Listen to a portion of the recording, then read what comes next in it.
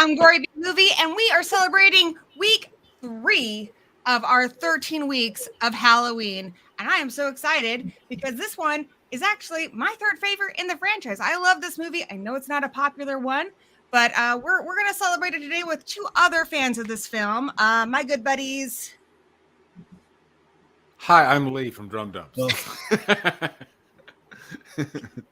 Yes, and I'm Adam from Almost Sideways. I'm a podcaster.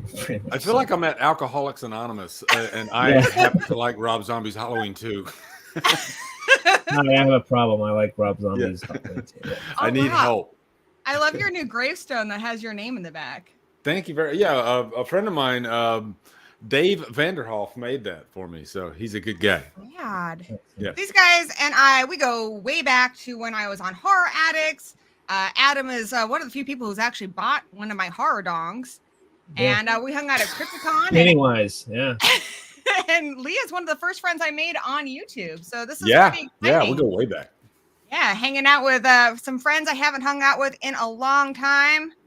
Yeah. And there's bots in the chat, but you know, I got mods; they'll handle it. So, guys, I think a place to start with this discussion. Also, Jake is here. Oh, look at that. I just noticed it too. There hey, Jake. Hi, how's it going, everybody? What's going on? So Jake is one of my newer friends that I made this year. And hey, Jake, meet Adam and Drum Dums. They're in the other Brady Bunch boxes. Hello. Hello, friends. How are you all doing? This is a Hello, story. fellow kids. Yes. So one day when the lady met this fellow. What's the boxes look like? So I think a good place to start, because I feel like one thing people always say when it comes to a Rob Zombie movie is like you either like Rob Zombie or you don't like Rob Zombie. And honestly, I mean, I like him, but I'm not one of those fans where I like every single thing he does. He's made some movies I don't really like, and he's made some that I really like, though I think most of the time I like him better for his visual style, not so much his screenwriting. But this, I think, is his best movie. This maybe. And it's up there with House of a Thousand Corpses. Again, unpopular opinions here today. But you guys, how do you feel about Rob Zombie? I have turned a new leaf on this movie. I'm going to be completely honest. I have been dogging this movie for years, and now I'm just like, wow, I can't believe what I was missing. I only saw it once, only saw the theatrical cut, and I kind of got a little more familiar with the other cut today. I am in love with this movie now. I genuinely I was like the longest time I'm like, it doesn't feel like a Halloween movie, but I think if you watch it as just a Rob Zombie movie, it's a banger. Like, it's a really good time. It's got some really cool stuff to it. I'm so excited. So how do you guys feel about Rob Zombie? Like, is he a hit for you? Do you get excited about his films? I'm kind of like you, Gory. No. He's hit and miss for me. Like, there's some really bad. I'm trying to think. Are there any like really, really bad Rob Zombie movies? I think 31's the one I liked the least. But I never think any of his movies are bad, because I always feel like he puts in the effort. You know, there's always puts in the effort. Things about some of, like, I guess I could say there's things about almost every one of his movies that drive you crazy, a little cringe. But every one of his movies are still, there's something there to grab onto that you're like, oh, okay, that's actually for example, Lords of Salem. I mean, just a beautiful looking movie. I mean, he was going for atmosphere in that movie, and he achieved that goal, right? So, absolutely, yeah. Oh, for sure. I've never been like the biggest Lords of Salem fan, but I think like the one that puts the worst taste in my mouth. I mean, all of these, I guess that's kind of the point, right? But Three from Hell's the only one that I just can't get into. I don't know. It's the only one where I'm just like, I don't know. I love the Firefly movies too, and I don't know. That one just doesn't do it for me. The other two though are great. Three from Hell was better on a rewatch for me. So you think? Okay, so that's also one I've only seen once. So maybe I gotta watch it again. I hated it the first time. I like it quite a bit now. Okay, fair. We'll check it out. I thought I was going to hate it, and I ended up loving it. Because you never know what you're going to get with Rob Zombie, and plus this is the third part of a trilogy, and I would say that trilogy, all three movies, couldn't be far more different than each other, and I think that was intentional. But as far as like, I think Rob Zombie's movies, for the most part, like them or not, they do have depth to them. They have layers, and I think Three from Hell might be the most superficial movie out of all of his, but to me, I'm like, oh my god, this is just kind of like a popcorn kick-ass fun movie, and it works. It worked for me. So yeah, I think I was expecting like the acid trip feel of like House of a Thousand Corpses, and like you said, like I know that's probably my number one from him. I just love that movie so much. This and House of a Thousand Corpses are neck and neck for me, depending on the day. And Lords of Salem was such a disappointment because it's almost a perfect movie until the end, and then I'm just like, and then you turned it into a music video, and you had such a great film. Why, Rob? Why? I feel like I'm his teacher, and he's like my kindergartner, and I'm just like, so much potential in you. I really want you to succeed. I'm rooting for him. That's like the worst insult I've ever heard. I don't mean it that way, but I guess what I'm trying to say is I'm always rooting for him because I feel like he hasn't quite done his masterpiece yet. He's done some great films, including this one. But I haven't seen one where I'm like, wow, you did it. That's the film that you're going to be remembered for, like decades from now. Yeah. Well, I've only seen 3 of his movies, and I know that I haven't seen like the Devil's that I guess that's the Firefly trilogy. I guess that's what it'd be. The 3 from, and then House of a Thousand Corpses. I'm currently doing like on our podcast reviewing movies that are celebrating anniversaries. So that's when I wrote down to be an anniversary headline episode for the podcast, House of a Thousand Corpses, because I know that's one that I definitely wanted to watch for a long time. But I've only seen like 3 of his movies, and I've seen the Halloween ones in 31, and I like that he takes a lot of risks and kind of makes this unique style to him. So that's why I kind of appreciate that he didn't follow the same formula, the Halloween formula, when he did this one, because it seems so unique and so different, especially after rewatching. And I don't know much of like the backlash. People don't like it, but I'm like, I don't understand what people don't see in it, because I actually really enjoyed it, and my wife watched it with me too, and she was on the edge of her seat too watching, and actually had a lot more of emotions watching it this time. And it was pretty a fun rewatch there. And I think Rob Zombie is one that I want to dive into because I enjoy his music. I just want to get more into his visual style too. So definitely got to. Lords of Salem is also a book, which I mean, phenomenal. Oh, I didn't know that. Okay. Yeah. So we will talk about the big criticisms of this one. We're going to address those. But I like what you said about him taking risks, because he could have played it safe. He didn't want to make a sequel to the first Halloween. He said, no, I shot him point blank in the head. He's dead. But the Weinsteins were going to do it anyway. And he's like, okay, you're not going to fuck this up. So he got on board. But he did say this was the most miserable experience of his filmmaking career, just because the Weinsteins were up his ass the whole time. And I like that his response to that was kind of like, fuck you, I'm going to do what I want. And so even though they put him under a lot of constraints, a tight filming schedule, he had a sound crew that didn't know what they were doing. They had to do a lot of the sound like separately. Endless days of rain. I mean, this was just a hard shoot. I still feel like he really tried to do something different. He could have phoned this in. Yeah. He could have just made what you expected from the first one. And he took a risk, and he wanted to tell a unique story. And I still think he accomplished that. I agree. And in the opening, when you get that dream sequence at the hospital, so isn't that it's great, right? But doesn't it kind of feel like he's almost like that's like my middle finger to like the people who are telling me like just do the same thing over again, just do Laurie in the hospital, just make that movie. No, like I'm gonna do my own thing.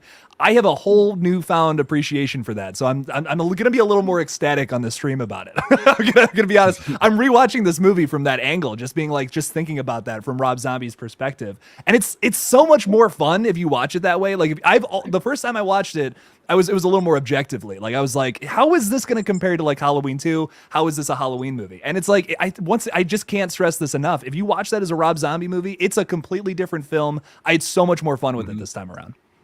You definitely don't watch it as a Halloween movie, and that's what clicked for me, because going to the backstory of this, when he did Rob Zombie's Halloween, he stated that I don't ever want to do one of these again. You know, and even that was kind of a bad experience for him. And so he said it took him like, I think a couple years. And then all of a sudden it just like a light went off. And he was like, oh my God, I think I have an idea. And this could be extremely original. And it'll definitely be Rob Zombie. But I knew going into this that there was no way he was going to just make a cookie cutter Halloween movie. Hell no. And I think if you go into this movie expecting something unique and original, you'll like it a lot more, because to me, still to this day, even 13 years later, it's one of the most unique slasher films I've ever seen in my life. Agree. Like not even just Halloween, slasher films. You said it. Absolutely. Yeah. And Jamie Lee Curtis is always talking about, you know, trauma, you know, with these new movies. But I think Laurie Strode in Rob Zombie's Halloween 2, that character represents trauma better than any other slasher movie. I mean, honestly, this movie is as beautiful slasher-wise as Aquarius. It's also called Stage Fright. I'd put it up there as far as just a gorgeous slasher film. Shots in this movie, the lighting is just incredible.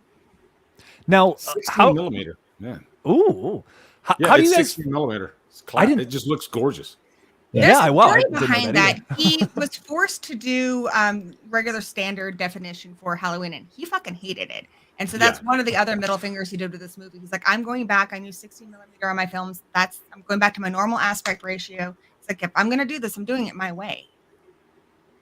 Yeah, if you watch it, it feels like it has so much more depth than the previous movie. And that's just because he chose to do it 16 millimeter, which also, I'm a big fan of that, like, kind of grindhouse era of horror, like, you know, 70s. This feels like that. It feels like something right, like, let's take a 70s grindhouse Texas Chainsaw Massacre movie and make a Halloween movie out of it and see what we get. You know, put it in a blender. And I think it's gorgeous. How do you feel about the portrayal of Laurie Strode in the director's cut versus the theatrical cut? Because I'm going to talk about that in a little bit. Oh, okay. I'm getting ahead of myself. Sorry. The differences in a little bit. Easy now, Jake. I know. I'm getting excited. We're getting to it. I told last one train of thought. No, we will talk about that. So we talked about the cinematography. I was going to say something else. You know, let's go ahead and talk about it. So one of the biggest differences with Rob Zombie films, I think typically an unrated version and a theatrical cut, they're usually pretty similar.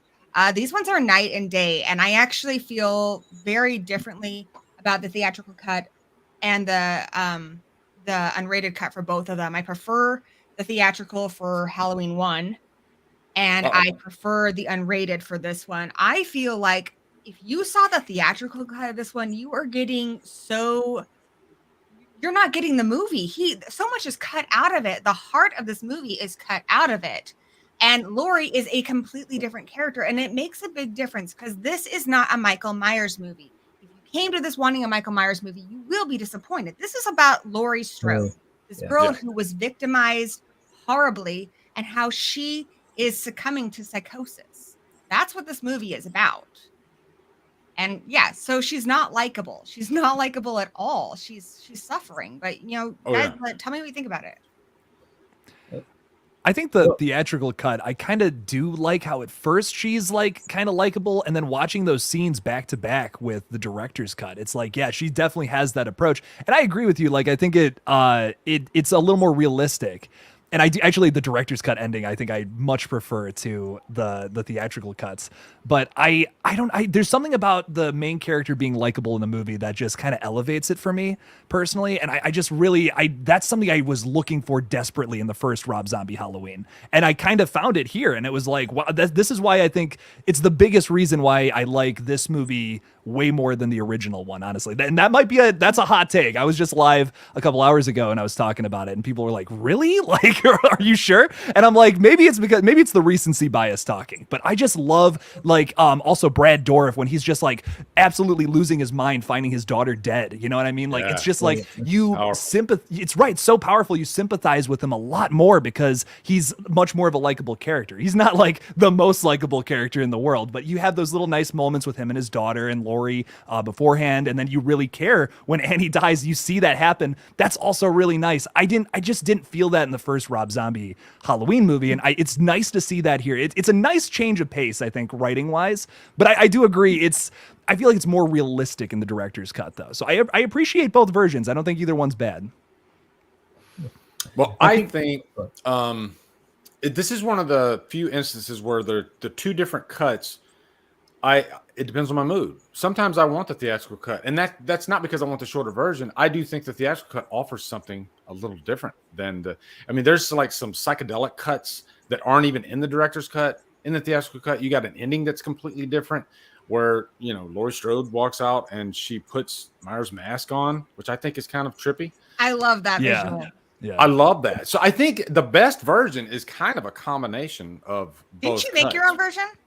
I did. I made my own version of it because you kind of have to if you want to get the best of both worlds, because those added character moments with Laurie Strode, especially like if you there's a beat there when she's talking to Annie and there's like a mood change, and they left the mood change out that's in the director's cut because it starts off over breakfast and it's fine and it's not too bad, but then Laurie just has like an explosion. The one day at a time thing. Yeah. And then so it completely changes like the tone of the scene. So it works a lot better. So yeah, I did kind of make my own cut to get the best of both worlds because I do prefer that final act. But one thing too about the theatrical cut is if you look at like some forums, they talk about how if you really watch that version, there's like fan theories that Laurie Strode was actually the killer of the whole movie. That is a popular fan theory. I heard that on Dr. Wolfula and on the IMDb trivia that some people think that the whole movie that Michael Myers is dead and she's got DID and she's doing all the killings. And it might be the only movie in the franchise where you could come up with a theory like that, because most of the Halloween movies are pretty straightforward and there's very little room for interpretation. You know what I mean? Whereas Rob Zombie's Halloween 2, you could go this way or it's all over the place in a good way as far as like, the different theory. I think it's just very ambiguous. That's the big thing about the movie, which I love. Yeah. I'll chime in here. I don't think I've ever seen the theatrical cut, if I'm being honest. So I've only seen the one version, and I loved this the first time I watched it. So I think before the 2018 Halloween came out, I kind of binged the whole series again. I don't think I missed like this one and a couple other ones, I believe. But right when I saw this one, it was immediately just like shot up to the top of my list, because I've also really, I don't know, there's something about a person with mental illness, because that's also something relatable to me too. So it's one of those things that I can really connect to what they're feeling. I get really into those characters and those moments there. And I think that having where Laurie's not the most likable person, the entire thing kind of made it hit a little harder for me, especially rewatching here. I can feel like a lot more of the pain and like the trauma that she does go through with the post-traumatic stress for me. So I'm interested in hearing all you guys' thoughts on the theatrical as well. I might have to go back and try to track that down to find it. You can get it in the Canadian Blu-ray has the theatrical of Halloween 1 and 2. It's $15 on Amazon. Okay, nice. Awesome. Well, there we go. But yeah, I like what you had to say there, because for me, that's what this movie is about. It's about PTSD, and that any kind of mental struggle isn't pretty. And I feel like our need to have likable characters keeps us from telling the truth in movies sometimes. Yeah. And the truth of mental illness is it can be ugly. Some people rise to the top and are victorious, and that's wonderful. And I'm so happy for them. But you know what? There are people who push people away, who go into alcohol. There are people who handle things in many ugly ways. And this is about 3 victims who are struggling and they're each doing it differently. There's Annie, who's she used to be the party girl, and now she's like the mom, and that's how she's coping. She doesn't want to have friends. Her dad tries to give her a friend, and she's like, no, she's just going to be mom now, and that is how she's coping, by taking care of other people and not focusing on herself. Lori is freaking the fuck out. She is overdosing on her medication. She is telling everybody what's going on with her, and nobody's fucking listening. She's delving into psychosis, and nobody's listening. They just need her to be better.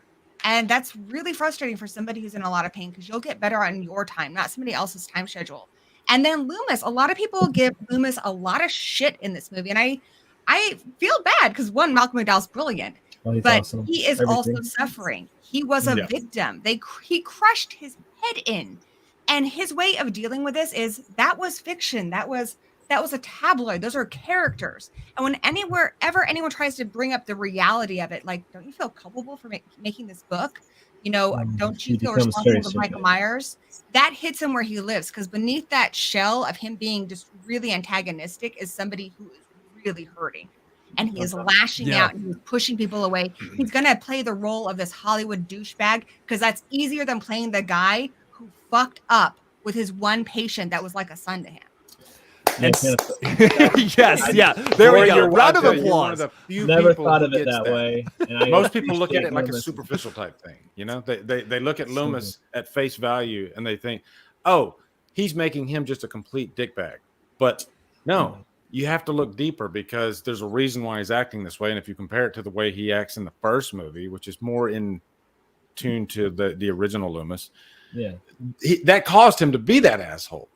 So, but I never hear anybody say that. So thank you.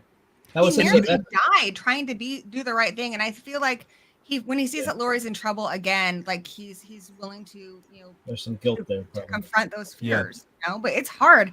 And that's the other thing. This movie's also about family. I mean, it's on the poster, and it's about the reunion of this family, and it's a different family, but there's the sister, Lori, the mom, Michael, and Loomis is the dad in this scenario. And he has anger towards him because he feels like he's profiting off the pain that they've all suffered, but he is part of this reunion of the family. Looking at it from that angle is so important to watching this movie too. Because I'll admit to it, the first time I watched this, I'm like, this is not something Donald Pleasance would do, but this is not Donald Pleasance's Loomis. Like, you're totally right. It's the PTSD angle that you have to look deeper into it to really appreciate it. Like, if you're just comparing this to Halloween 2 or the original John Carpenter movie, you're not going to like it. But if you look at it from that angle, the dream motif and the PTSD theme throughout, I think it's something just really special and super different for this franchise, especially. I think, man, just hearing what you were saying, Gory, about Loomis, it's like makes me appreciate that so much more. That's one of my big things I was watching. It's like, I just don't care for what they did to that character. But again, it's what Jake just said, is you can't compare the two actors' performances. It's because these are completely two different characters, and coming up, he's also having the trauma. And you're right, every time that he was confronted by something, he snaps into a more serious, kind of like aggressive mode of his character, and the superficialness of it kind of goes away, because he's just trying to put that front up to protect himself from being hurt again. And damn, that was a great. I think otherwise he'd be just like Lori, because Lori is letting herself feel everything, and that's why she's so broken, because she feels so shutting deep. It down. Yeah. And Annie's hiding behind this, being a mom thing that makes her strong, because she's strong for others.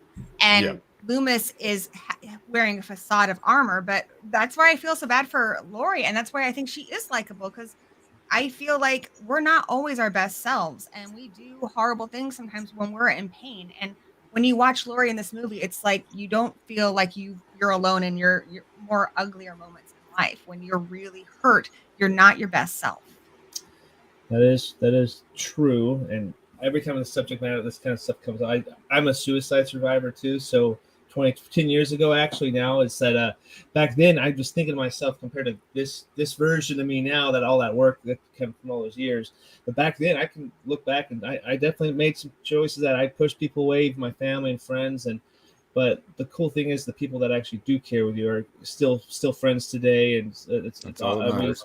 It's all definitely all matters. And I'm just glad that I got the help then, because I definitely wasn't the best version of myself. I definitely made those choices that I think we all do at times, maybe not to the extent that I was trying to go, but we all make choices that hurt someone. And it's trying to learn and be better, improve on those as the years go by. I think that's the very key thing to be. So I'm glad you're still here with us, Adam. Yeah, sure. absolutely. Me too. Yeah. But yeah, it's any movie like kind of focuses on this kind of mental and PTSD and stuff. It's honest. Very very honest. Yeah, that And always. There's very few of them that focus on it, at least to this level, you know? Yeah. And not every movie is supposed to make us feel good. Some movies are supposed to tell us an honest truth. Some movies are supposed to challenge us. It's simpler, I think, when you look back to like Shakespearean times. There was comedies and there were tragedies. This is a tragedy. It's not supposed to make you feel good.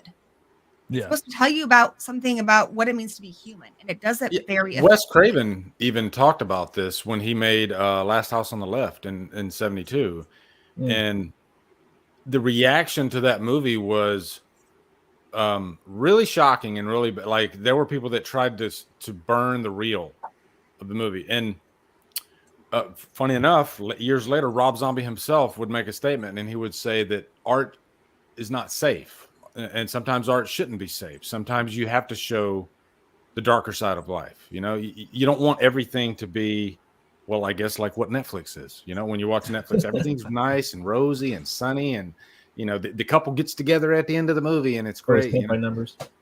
And usually I don't like that stuff. I usually like the darker stuff. You're right. Horror, more than anything, shouldn't make us feel safe. Mm-hmm. It should push us. It should challenge. It is called horror. Exactly. Yeah. Exactly. So, yeah. Like I think there's a place for everything. You know, even in horror, there's fun comedy horror type movies, and then there's stuff like this that is like far to the other end of the spectrum. You know, no jokes. Yeah. It's really serious, and it taps into something that might touch some people, but to other people they might hate it. Rob Zombie's Halloween too. There's people they can't stand that movie. They're like, I hate it. I can't. But then they eventually sometimes come around to it. You know. Sometimes, I mean, I think it depends. Sometimes I want to just laugh and feel like I'm hanging out with a bunch of friends, and so I'm in a scream mood. And sometimes I want to enjoy watching people get killed, so I'm in a Jason mood. But sometimes you are in a place where you need to know that somebody else in the world has felt as dark as you're feeling right now, and this movie absolutely scratches that itch. I think that's why this movie works for me, though. And like, hot take, I know I'm not the biggest Rob Zombie Halloween 1 fan, just because it's like yeah, it definitely has those those vibes to it for sure. But it's too close to the original to me, like just plot wise and just how the story flows. I think that's why I have this newfound respect for this one, because it's really his own thing. I mean, sure, by title it's in the franchise, but it doesn't feel like it. It just feels like a standalone Rob Zombie movie, and for that reason, I have fallen in love with this movie for that now. And you have to have those. You have to have those tragedies. Not everything can be like like a Scream movie, like you said, Corey. So it's fun. Well, it's not fun. Exactly. That's why it's great. It's a movie that I think it's not one you're going to be as quick to grab off the shelf, because you have to be in a certain mood for it, but I think it's a work of art. I think it's incredible. You can even apply that to comedy a little bit. Like I was listening to an interview with Louis C.K., funny enough, and he was talking about how his process is when he's putting together his comedy. And you know how comedians, they'll work these small clubs and build up their act.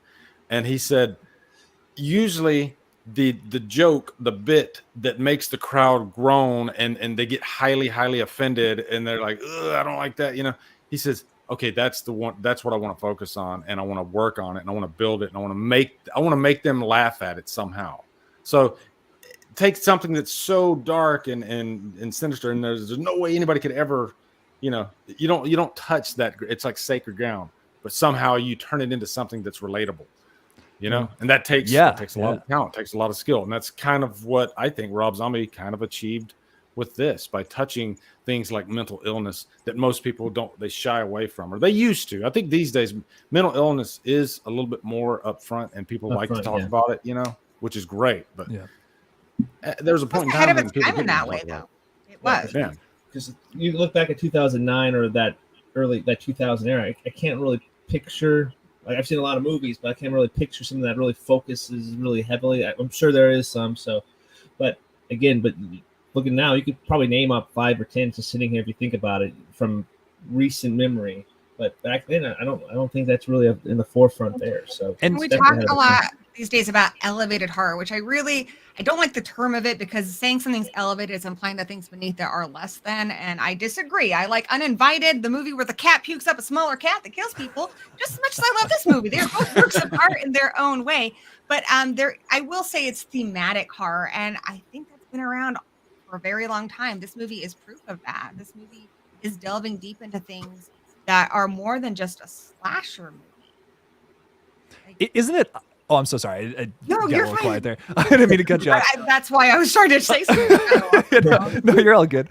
I think what's so odd about that, I'm sorry, I hate to stray from the topic, but I think that's so odd that elevated horror is even like a term, even a thing, because like you said, like that's been around for the longest time. Thematic horror is nothing new. And now we have like A24 films, neon movies, all these are like, yeah, they have some heavy themes in them. But like it's nothing new. Like The Shining has the same thing. That's from 1980. Yep. You know, it's the same genre. You can group those all together. Bride of Frankenstein does. It goes Yeah. films. It's nothing new. But, So weird that there's that like really negative or really strongly positive reaction to these movies, like either way. And it's the reaction that you would get from something that's just like wildly new, but it's not. And this is a movie that kind of falls into that category, I feel. What I do think, though, I mean, because there is a niche audience. Well, not a niche audience. There's a particular. I'm somebody who likes to sample the whole buffet of horror. Like I love it all, depending on my mood. But there are some people who are like, I like elevated horror, who are like Jenna Ortega's character in the new Scream. She's like, I like the Babadook. This is mine. And if you are that person, this is a movie you need to see because I think you're going to really enjoy it. Most people just didn't watch it marketed that way. You know? That's 100%. It was marketed like this is a Halloween movie. You know, you get Michael Myers killing people, and so I think when people went in, I think the wrong audience went to see this movie on the first go. The Halloween audience went to see this movie, and it wasn't the Halloween movie that they were expecting. So, and I think that's why the initial reaction of Rob Zombie's Halloween 2 was so negative, and people just like hated it so much. And I think that's why it's starting to come around now because I think other audiences are they're interested because at least people are talking about it. So they're like, oh, check this movie out. Oh my God, it feels like the most quote unquote elevated horror movie out of the franchise. You know, it tries different things than other movies do in the franchise. So it's refreshing to me. I agree. Adam, you were going to say something. I was. What was I going to say? I can see your wheels turning. I was thinking, I was like, that's a great point. I was like, then I just completely lost what I was saying. I'm there all the time. Here's something I want to say, though, is we've been talking a lot about this movie. And if you're not familiar with it, it's like, oh, wow, that sounds like a real bummer of a movie. Rob Zombie has fun in his own way. And you're going to catch it more on rewatches. One of the ways he has fun in all of his movies is with cameos because he is a horror nerd. And that's what I love about him. And we've got great cameos in this. We've got Octavia Spencer before she was an Oscar winner. She's brilliant. We've got Caroline Williams because he's a big Texas Chainsaw Massacre fan, and I love me some Stretch. Richard Brake before he was in like a lot of Rob Zombie movies. Yeah. Margot Kidder is in it. Bria Grant. Patrick Star. The teacher from Head of the Class, and even one of my favorite characters from the Final Girls is in this. So yeah, there's a lot of really great cameos. What were some of your guys' favorites? Oh, Brad Dourif, man. I mean, like when he's losing his mind. He's a starring role, but he is. He's right, not a cameo, but I mean, he's the voice of Chucky, and it's undeniable. Like when he's losing his mind when he sees his daughter dead, like you can hear the Chucky come out in his voice a little bit. To me, I've heard a lot of people say that affects the performance. And they don't like his acting here. I completely disagree. I think it's like it's so emotional, almost brings a tear to my eye every time I see it. I love his performance in this. I don't think anyone's gonna be their most beautiful self when they find the person the most important to them in the world brutally killed like that. That's his baby. Right. That's what he lives for. He's falling apart before your eyes, and I think he's amazing. He gave such a vulnerable performance too. You know, a lot of times when actors they go into a role to cry, it's usually what you expect. But he went with such it just takes a very confident actor to give a performance like he gave, you know, like he really he jumped through something to be able to pull that out. And I don't know if he could do it on a second take. Yeah, it was one of those weird takes, but when you watch it, it's uncomfortable. You know, it's a very uncomfortable moment. He tapped into a lot of his personal life with this, which he is been largely a single father for most of his life. Yeah. Fiona's mother had a lot of problems, and so he took care of Fiona, who's in the Chucky franchise herself. But yeah, Zombie was like, okay, so he shows up. So Brad Dourif shows up with like long hair and everything, and he's like, "Do you want me to like cut my hair and stuff?" And to quote Fiona Dourif, his own daughter, she's like, "My dad's like this really weird hermit." And that's kind of how he is. He's kind of awkward. And so he's like, "Do I need to cut my hair?" And of course, Rob Zombie's like, "Oh fuck no, that's amazing." And it looks like he's kind of let himself go a little bit, and he's just kind of easing into this role of dad. And he asks him, he says, "Can you be this guy who's just surrounded by women and kind of going a little crazy, trying to take care of them?" He's like, "Yeah, I think I can tap into that." So I think that's why it's so have vulnerable. experience, yeah. Yeah. I visited that house too. Oh The yeah. Bracket house. Yeah, because where did I live at the time? Yeah, I was living in Georgia at the time, and Covington, Georgia is where they filmed the movie, so it was like 3 hours away. And happened for my job, I happened to be on some kind of training that happened to be in Atlanta. I think it was in Atlanta. So Covington was like 45 minutes away. So I had a night to myself, and I was like, "Ooh, I'm gonna go to Covington, Georgia. I'm gonna see the film." I literally took the night and just went to the filming locations of Rob Zombie's Halloween 2, and it was one of the coolest experiences. But to get to that house where the Bracket house is, oh my God, it feels like you're driving forever because it's so out in the boonies, out in the middle of nowhere. And I remember when I'm standing out there, my hands are just literally shaking. And you can see, if you watch my Rob Zombie's Halloween 2 review, I do it from the filming location. Some of the shots, I do the filming locations. But I'm standing in front of the Bracket house, Rob Zombie's Halloween 2. Oh my God, I couldn't even process. Was any of it so feel cool. like it is in the movie? Like, because I mean, like Laurie's room and the bathroom, everything all spray painted and crazy looking. Well, in the movie, the house feels so much bigger and it's right there. Whereas where I was, it's this huge ranch.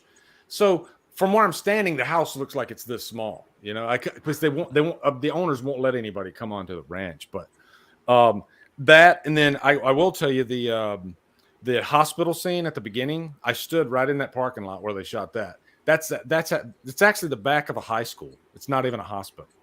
So that was kind of cool. Oh. I also wore this shirt specifically for you today. One, because it's got Michael Myers, our boy, on it, but it's also Stranger Things, and Lee had a cameo in Stranger Things. Yeah. What? No way, dude. Yeah. Awesome. I didn't know In the that. first That's cool. season. First and second, actually. Oh yeah, that's right. Yeah, you're right. Yeah. Oh, please elaborate. I Gotta don't know anything about this.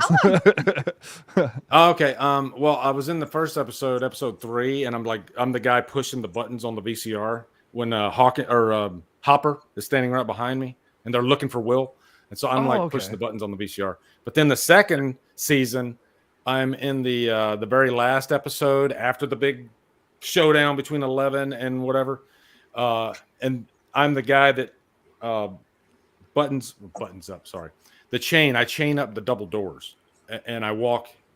Camera's right there. I walk out of frame. I get in the Jeep. They go away. Flip off the science guy. Boom. There you go. Oh, awesome, dude. You're No so way. happy. And then you're also in a couple other ones too. 13 Fanboy you were in. Yeah. We always get excited when people we know are in movies. Yeah. Yeah, that was cool. That was a cool experience. Pretty awesome. So yeah, I specifically picked out this shirt today with you in mind. Thank you so much. Another thing I think Rob Zombie does to show that he's having a good time is his kills. And so much, if you listen to the commentary, so many of it is like, I wanted to do this, and then I asked my special effects guy, and he's like, "We have a neck piece, we can do that." Like, so much of it he pulls out of his ass on the day because he's like, "I just want to crush a head today," or he does such a good job. And Wayne, I can't remember his last name.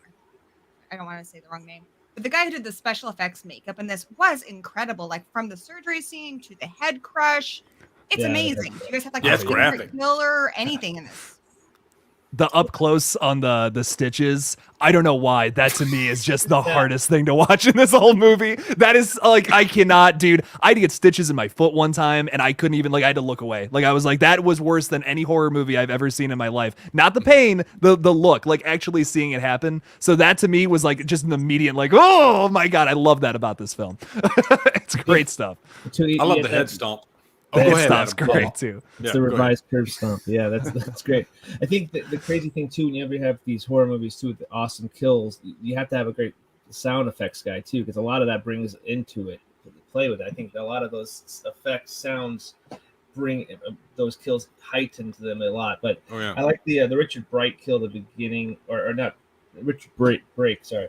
His kill at the beginning was that one that got me watching this thing, because it was like a throat slashing one too. I was just like, oh, that's we're in for a ride again. I forgot how brutal these kills were, and I was all for it. I think some of the most brutal kills that you see in a while. So it's pretty awesome. So. I love that one so much because they built a cow. Like he actually special effects guy. He's like, I need this cow to demolish the truck, and it's based on a story that actually he heard about from a friend.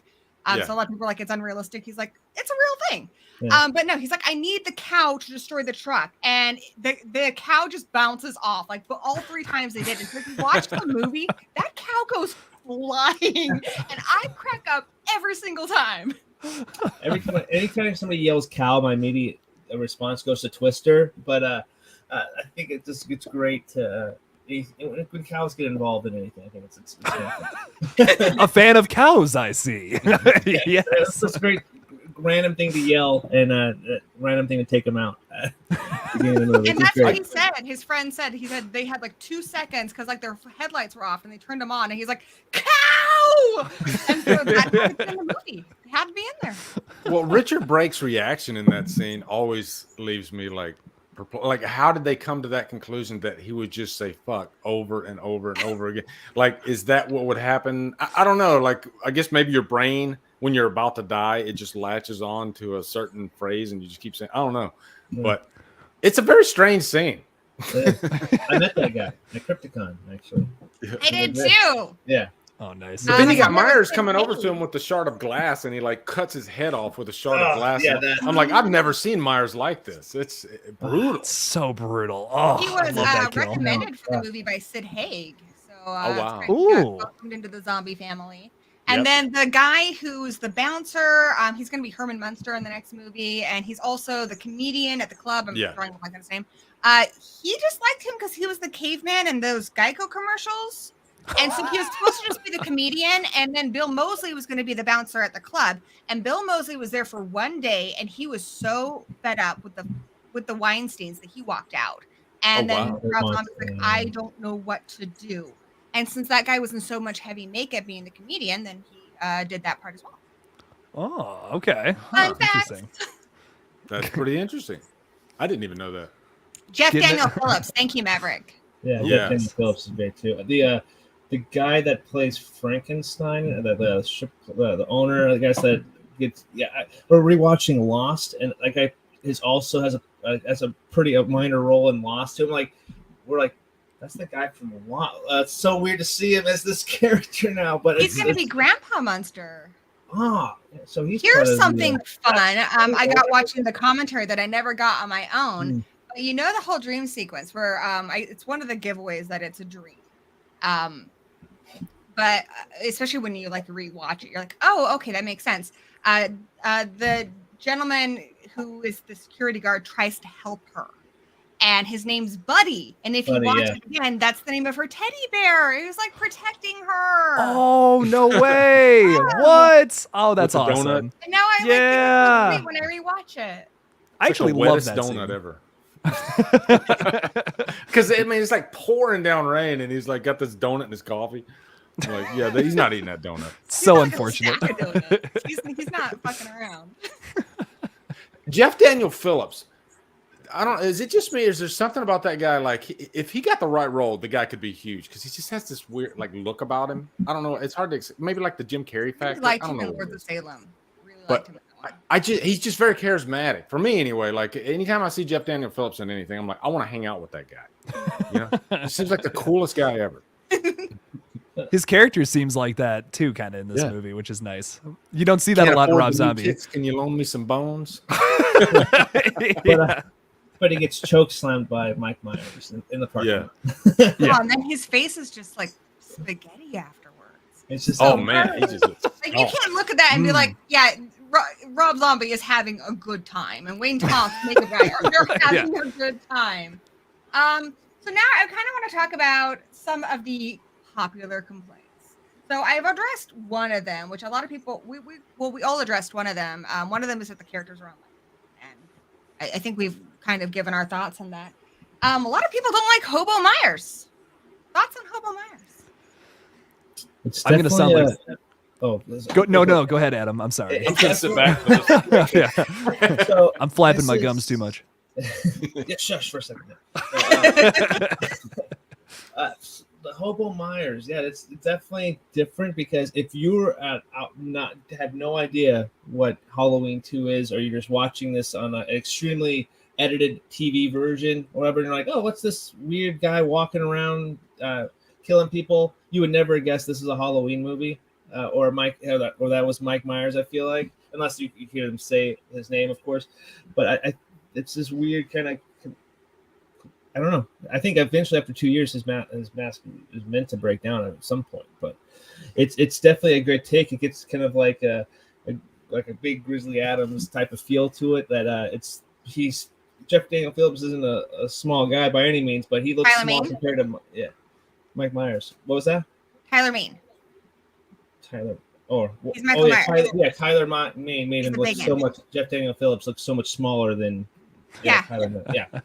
Oh, I see what you're saying. Yeah, like Yeah. comparatively, Comparison, one guy's a pretty big looking guy too, but then when he's up against Tyler Mane's Mike Myers character, he looks like Massive. miniature compared to him. But I dig it. It's definitely an interesting choice. It's unconventional, but of course that's what this movie is really. So it's definitely a cool take. I think Adam said it perfectly. I think Rob Zombie wanted to plant this in the real world, and more importantly, in the Rob Zombie world. And realistically, what would a character like that look like after 2 years? He doesn't have a home to live in, you know.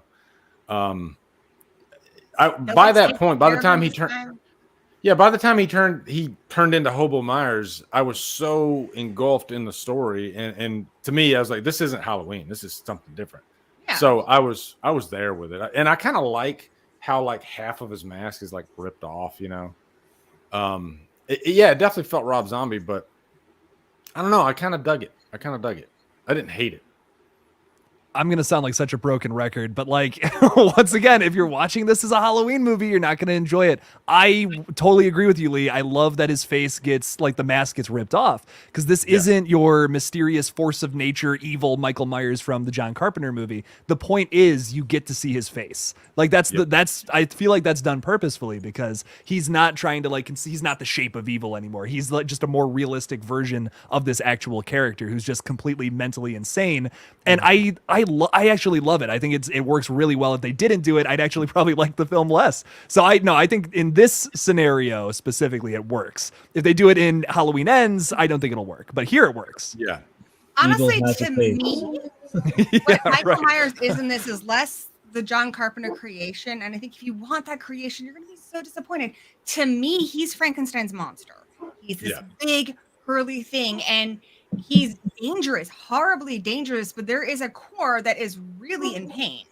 And so, Frankenstein's monster, like with the rags, his clothes are all raggedy and stuff. And so I think of him more like that, you know, how even his clothes even look a bit too small for him. And the mask is falling apart. And so that, you know, and then you think of Loomis as the creator, and that's what he's kind of going towards, is to, you know, kill him and get his family back together.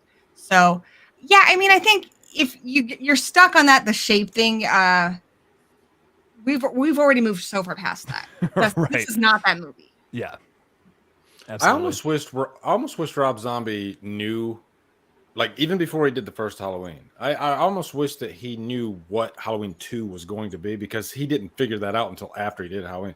Because it makes me wonder, like, what would the first Halloween movie have been? Because I think it would have been different than what it is now. Because for me, I don't like Rob Zombie's Halloween, the first movie. It's okay, but there's a lot of things I don't like I about like that them movie.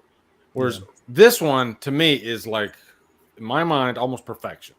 So I'm wondering if Rob Zombie had thoughts after making this movie, like, damn, I wish I would have did this in the first movie instead of what I did, you know? Because can you imagine if he did the first movie in 16 millimeter, tinkered with the story quite a bit to kind of fit more with this story? It could have been amazing. I would have liked to see that, because there's so much more character depth and exploration in this one, and getting to see kind of how the characters changed. Like if he knew the trajectory the characters were going to go on, and he could have planted some of those seeds in the first one, I think it would have been a lot better. Oh yeah. Absolutely. It's funny. I just realized why I don't. The first Halloween Rob Zombie's one. That's another one. I'm not really high on it. I just think it's overly long. I just found out that I was watching the director's cut, so that's probably why it's. There you go. It's Like 15 minutes longer. longer. That one, maybe it's an unpopular opinion, but I like that theatrical cut so much better. I don't need me too. unnecessary rape scene. There's just so much I don't. It's a lot of back time was a lot of build up for that. Yeah.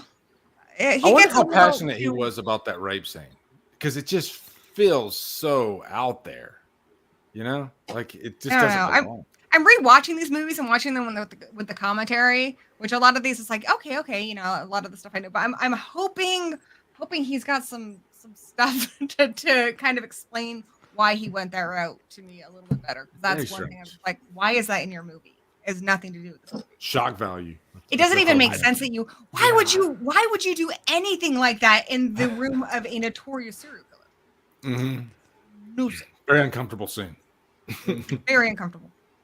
Agreed. The second movie, like we've been talking a lot about the commentary in the second film, and that's why a lot of the darker stuff works for me in this movie. But like, yeah, in that one, I feel like it's just a lot of the stuff that they do and set up in that first movie is just for shock value. They just want to do the craziest thing imaginable, and that's why I feel like that scene's even in there. It's just like, let's just take Halloween, let's like step it up, let's just take it to the next level, the 11th tier of insanity. That's to me conceptually, that's all that movie is to me, and I guess that's why I don't like it as much. That's why 2 is just moving up the list a lot more for me. That movie feels like a teenager who's trying to tell dad, John Carpenter in this case, like, I'm not going to grow up to be like you. I'm my own guy. Kindergartner Rob Zombie. In Halloween 2, he's matured and he's ready to tell his own story. Yeah, that's honestly great way to put it. Like, yeah, I love, you can feel the maturity so much more in the second film. It's a lot more complex of a script, a lot smarter, and it does all these things with purpose, where I feel like the first one is just there to be like, hey, scary, weird, crazy thing happening on screen now. Cool. Mm-hmm. There's no context, there's no subtext to it. Where the second one, the whole movie is really deep and elevated. Oh, he did it. He did it. I did the thing. Sorry. How do you guys feel about another one people really hit hard on when they talk about they don't like this movie is Michael Myers speaks. And not only does he speak, what does he say after 20 years? He says, die. Die. Die. He had father issues. Yeah. Come on, Adam. Yeah. He wasn't going to speak until he was going to kill him. So that maybe, I don't know. Exactly. That's probably the last person who actually heard him speak, to be honest, before he spoke again. Yeah, I prefer the theatrical ending so much more for me because I don't. That's the one thing I don't like about the director's cut is the die scene. I just don't think it was needed. I know. I wish he hadn't spoken, or at least said something different. Yeah. I just think. Also, Laurie Strode coming out with the mask on. I think if you dig into that thematically, it kind of makes sense. It's like she's becoming the very thing that she, you know, if you look at her at the beginning of Rob Zombie's Halloween, she's the opposite of what she eventually becomes at the end of the theatrical cut of Rob Zombie's Halloween 2. She becomes him, like in her mind, I guess. So I don't know. I think that ending works better than him stabbing Loomis with a Rambo 5 knife that's like this fucking big. Die. It goes out his back. There are parts I like of both of them. I don't like how Michael gets killed by just being thrown back into something. I mean, he shot point blank in the head, and that's gonna do it. Come on. And I like how she goes out there and she is ready. She's like, because they have a shared delusion. I mean, that's how I interpret it. They have a mind meld shared delusion. He's passed the torch on. She's holding that knife. She is ready to go stab Loomis and carry on Michael's work, and then she gets killed. And you know, just seeing Brad Dourif, his character's reaction to it, like he's like the other girl has attacked, and here she is getting killed, and it's really sad and really tragic. And it makes more sense because it's supposed to be that scene of her in the white hallway. That's why it's so surreal. She's dying. That's her last thought before she dies, and her mom is essentially taking her to the the afterlife where they are going to be together, and that's why she's smiling, because her Michael and her mom are all going to be together now. Even Loomis, they'll all be together. And like that doesn't that works better? Like I totally agree with poetry like of that, right. Like there's but parts of the director's cut I theatrical, don't like, she but that lives, works. and I don't like that. Yeah, I totally 100% agree. Like I don't like that I don't like that he talks. Like that's not great. But Lee, like you were saying, man, like you gotta. There's parts of both that if you just like mash this together in a weird Frankenstein cut, I think it totally works. But which is fitting because Myers is like cut. Frankenstein in the movie. There exactly. There you go. I'm gonna make my own cut. We all need a Great cut. idea. We all need to make a. Or a I'll certain just send cut you for that. guys mine. Okay, there you go. Nice, Perfect. nice. Which This ending is do you fun, prefer, by the way. Adam? What was that? Which ending do you prefer, or a Well, mixture? Of I don't think I've ever seen the. Oh, that's right. Yeah, so I'm all for the I'll die. send you a I link guess. to where you can get that theatrical cut. 'cause Yeah, it's send me the pretty link. much- I'm interested in watching it because now that we're drawing comparisons to it, I definitely got to see it. Do my homework, as it were. But yeah, it's I definitely worth also watching. I prefer the cover version of Love Hurts. It ties into the first movie really nicely, you know, and the lyrics about the way it's sung, the lyrics really resonate with what's happening on screen, and it really ties this up as a tragedy so beautifully, as opposed to the theatrical cut, which just hits with that John Carpenter's thing, which I like the way they remixed it in this one, but I do think the Love Hurts one fit this story better. Well, yeah, I thought that was a good fitting song to kind of go out and a little different. So, but if it was filmed in 2007, it was going to be a Linkin Park song. I don't know. What I've done. I'm surprised there hasn't been a Linkin Park song in a Michael Myers movie. No, I don't know. I'm going backwards with these, so it's interesting. It's fun to marathon things forwards, but it's kind of fun to marathon them backwards too. Definitely different to do that. It's a bold move. I know. I'm crazy on this channel, dude. We're doing Halloween backwards, but it's because I thought, okay, what do you want your big Halloween night to be? Do you want Halloween Kills? I mean, it's a decent film, or do you want to do John Carpenter's Halloween? And so I was like, fuck yeah, we're doing John Carpenter's Halloween on Halloween. Yeah. Oh yeah. We will be here for that one. I'm Yep. excited because I know you love that movie. Yeah, it's a My top favorite 50 movie of all time for me. Actually, the first Halloween. Love it. Okay, we're gonna talk about something else that people really hate about this movie. I feel like I'm on one of those game shows. What else do people really hate about this movie? They hate the White Horse and Sherry Moon Zombie. Oh yeah, the White Horse. Oh, they hate that. Mm-hmm. Oh, I think see that Jake's was- face. He's like, Okay. This used to be my least favorite thing about the whole thing. Like this was to me like such a betrayal of what Halloween is, and I'm just, you guys know what's coming next. It's not a Halloween movie. Like it does work, and I think if I didn't know about the dream psychosis thing, Adam's like, Jesus, Jake, like stop bringing that point up. But no, I think why it works, and I didn't know about the dream psychosis thing. I completely forgot. That's like the first shot of the movie somehow. But yeah, no, that works for me because of what it resembles and stuff. I think I almost feel like the opening scene's a little unnecessary, where you get the flashback with the kid and he's got like the little white horse thing and he's telling her about the dream. But I think the dream stuff works for me because of all the context here. Dreams are like a motif throughout the whole film. We get all those music video like shots that work for me. So yeah, once again on rewatch, it works. Watching it as a Halloween movie, I'm okay. You know where I'm going. I'm going to shut up. I wish that horse thing was in the first movie, like what you said, Lee. Like if he had planned it ahead, that would Absolutely. That's a great point. That's a great I feel point. almost like he was kind of retconning here, like that's that's actually great. You know, because he explains the white horse thing, the whole quote thing at the beginning. That's made up. It's not from any actual book, and there's no real Disregard what I just said then.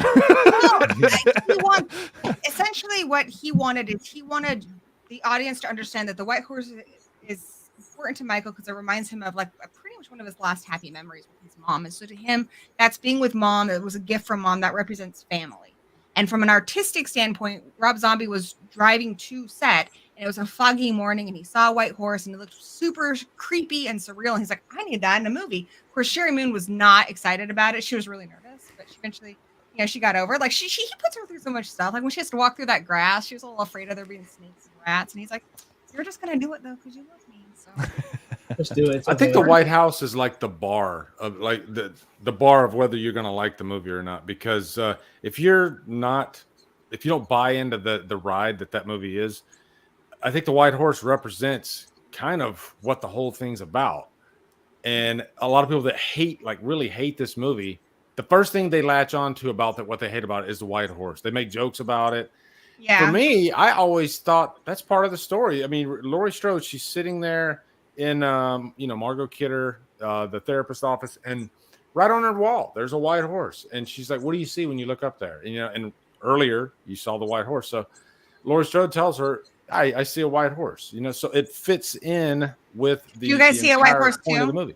Oh, it's What's pretty that? obvious. I thought. You guys see a white horse too in the Rorschach? Yeah, I do.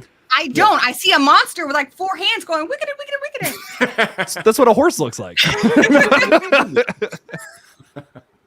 I mean, I can see the horse afterwards, but initially I just see like a little round monster, like a Mike. Oh, That's interesting. so that's what you see. Let me write that. I see a blue dress. We should have a whole Rorschach stream. I know.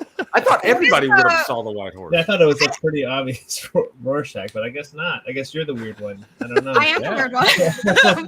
I feel like the white horse is supposed to represent like kind of a purity and kind of like an innocence lost. But how do you guys interpret it? The white horse? I think it can be interpreted a lot of different ways. I think with that opening flashback sequence, I think we've already kind of mentioned it. I think it is a flashback to his happy moment as a kid. So going back to that innocence there, and especially with his mom's there, and when you see his younger version with older version Michael there too in different sequences. I think he wants to have those happy memories, but he has to get rid of all the evil first by all the killings he's doing. So that white horse represents that kind of innocence. That's how I've taken it, especially after this last rewatch too. It's kind of going back to the easier times, the good times when he was a kid. Yeah, I think it kind of represents maybe like salvation. I know there's been like other movies and even I think like books talking about white horses, and even like in one of the Young Guns movies, he's talking about the white horse and he'll take you to the spirit world, I think it's kind of one of those ambiguous things where you can kind of make from it what you will. You could just call it happiness, or you could call it freedom, call it salvation, whatever. So I don't think too deeply into what the white horse means, but I get why it's there, because it kind of ties into Laurie Strode and how screwed up she is in the head. Mm-hmm. Oh, that's a great point. I like that. There's the also color. a deleted scene where she's talking to her therapist, Margot Kidder, who's terrific in this movie, by the way. But Margot Kidder tells her the old, legend about the white dog or the white wolf and the black wolf, and I feel like that he was kind of going with it too. That is kind of representing like the best part of ourselves, and then I don't know, maybe mom's the worst part. What do you guys think of Ghost Mom? The colors are People really hate Ghost Mom. Ghost Mom. The only part where it doesn't work for me personally is when you see that shot of Annie walking around the corner going into the bathroom and they're just standing there. Like Michael's in the house and that's why. But that's the only that if they just deleted that one shot, it would work. Like it'd be like, yeah, okay, it totally works for me. That's the only part where it's just like, kind of wish if Laurie was there with Michael, I don't know. That's just me being insanely picky about it, but yeah. I like it. I think Sherry Moon Zombie, I think she still adds something to it, even though she's just kind of physical appearance there, you know what I mean? She doesn't really add too much to the story and all that, but it's it's the context, it's the visuals. That's always been such a massive part of Rob Zombie's style. So that's why it's important to me. And I think it's clear that when they got married, that she signed that she has to be in every single movie. I think that's sweet that he loves her so much and he believes in her so much that he believes he can have a part for her in every movie. And honestly, most of the time, I think she does a great job. Well, every part that he puts her in, it kind of fits and it makes sense. Like even the Munsters, she does look the part of what she's playing, So I've never had a problem with Sherry Moon Zombie. I don't think she's the best actress ever, but show that ass, sweet. dude. That's a nice ass. Thank you for sharing with the rest of us. This is what he has. So. There you go. No, I think Ghost Mom is good. Yeah, I get that scene that you were talking about, Jay. I think that kind of chuckled when that happened. I was like, oh, look. And then she moved, and then there's Michael in the mirror. That's what's supposed to happen right there. But I like Ghost Mom. I think it's fun. But if there's a Ghost Son, just no Ghost Dad. That'd be bad. I like Ghost Mom better than Ghost Dad for sure. We already have a Weinstein behind the scenes in this one. Yeah, we don't need any more. Cosby. Yeah. We already know the bigger villain in this movie. Yeah. The real villains behind Halloween 2. Initially, that was one of the few things that did bother me about this one, just because I like to kind of, it's like, you keep your peas and your carrots separate. I like Jason is a mama's boy who got issues, and Michael is just pure evil, and he don't give a fuck about his parents.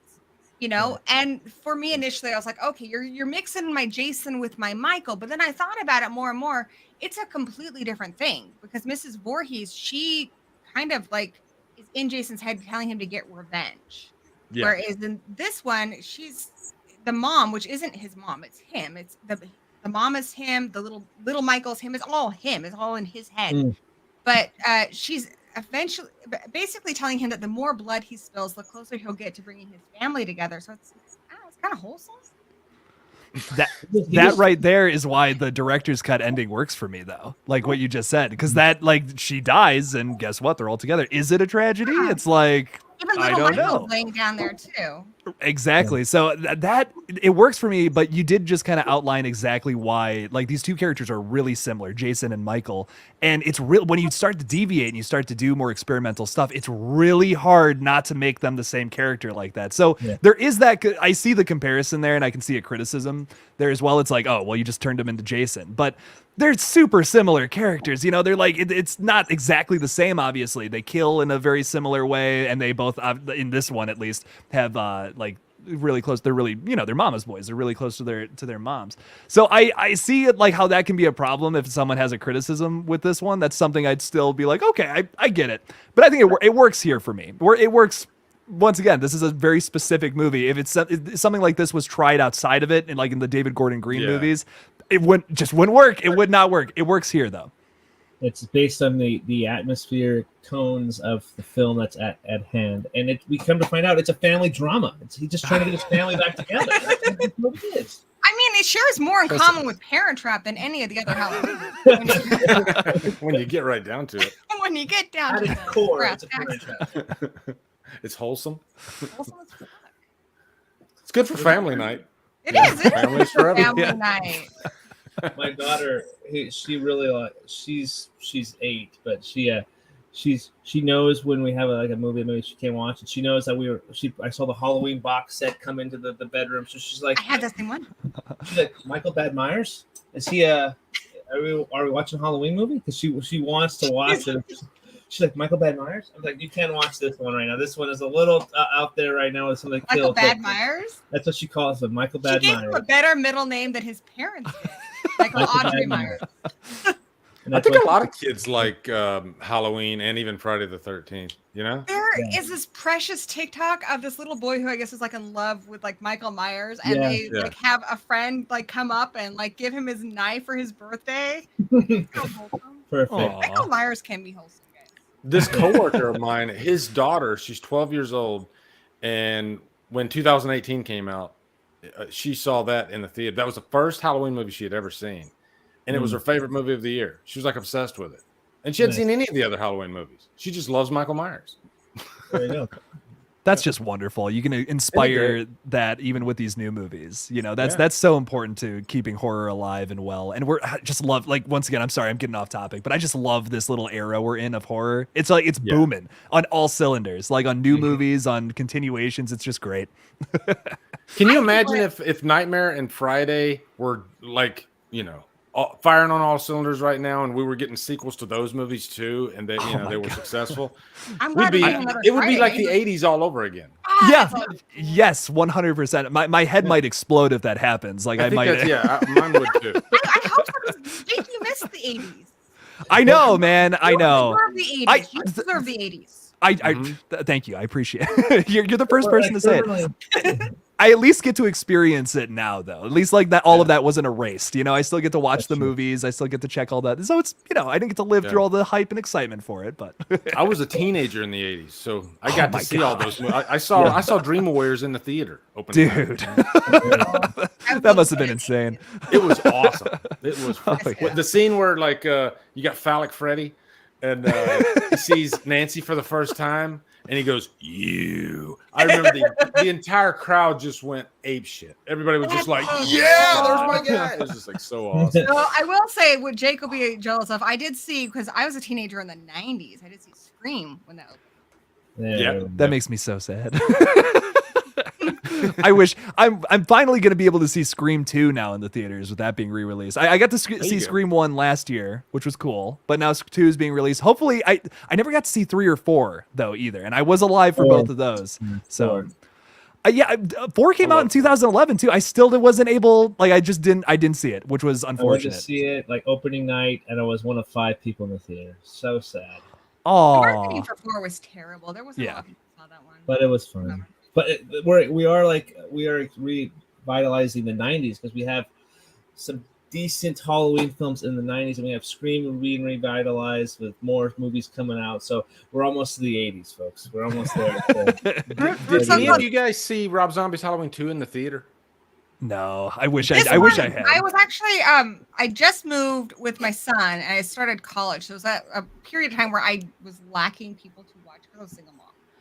But this was the very first movie, this and Hostel 2, that I got from Netflix, like in the mail, and I was like, "This is gonna be awesome." Oh wow! Oh no way! Okay. Am I the only guy that's seen Rob Zombie's Halloween 2 in the theater? But I was old enough to. Possibly. I saw the first one in the theater.